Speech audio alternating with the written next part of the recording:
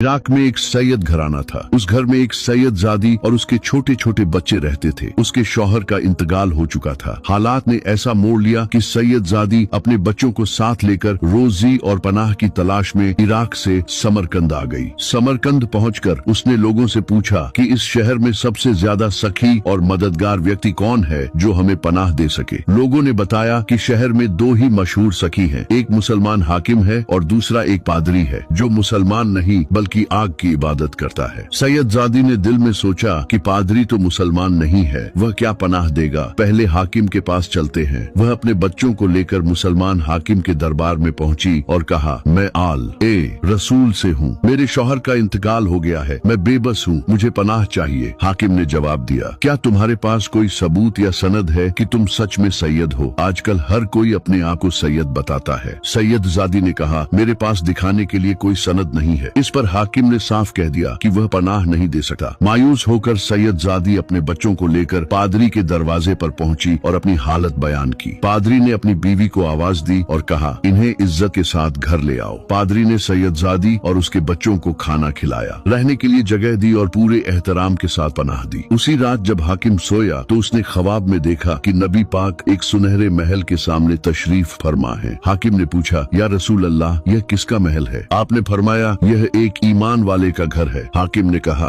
मैं भी तो ईमान वाला हूँ। नबी करीम ने फरमाया, तेरे पास ईमान की कोई सनद है तो दिखा। फिर आपने फरमाया, मेरी बेटी तेरे पास पनाह मांगने आई थी और तूने उससे सबूत मांगा। मेरी नजरों से दूर हो जा। हाकिम कांप उठा। जब वह जागा तो पछतावे में डूब गया। नंगे सिर और नंगे पांव आधी रात पादरी के घर पहुंचा और दरवाजा खटखटाया। पादरी बाहर आया तो हाकिम ने कहा, वह मेहमान मुझे दे दो, मैं तुम्हें 300 दीनार दूंगा। पादरी ने कहा, अगर तुम मुझे सारी दुनिया की दौलत भी दे दो तब भी नहीं, और जान लो जो ख्वाब तुमने देखा वही ख्वाब मैंने भी देखा है। रसूल अल्लाह ने तुम्हें अपनी नजरों से दूर किया और मेरी तरफ मुतवज्जह होकर फरमाया, तुमने मेरी बेटी को पनाह दी, खाना खिलाया और उसकी इज्जत की। अल्लाह ने तुम्हें और तुम्हारे पूरे घराने को बख्श दिया। आज मेरा पूरा खानदान कलमा पढ़कर मुसलमान हो चुका है और रसूल अल्लाह ने फरमाया है कि तुम और तुम्हारा खानदान जन्नती हो। पादरी ने हाकिम से कहा, जा, देखे हुए और अनदेखे में बहुत फर्क होता है। मैंने बंद आंखों से सौदा किया था। यह वाकया हमें सिखाता है कि असली कदर ईमान, अदब और रहम दिली की होती है, न कि सनद और दिखावे की। अगर यह वाकया आपके दिल को छू गया हो तो इसे दूसरों तक जरूर पहुंचाइए। हो सकता है आपका एक शेयर किसी की जिंदगी बदल दे।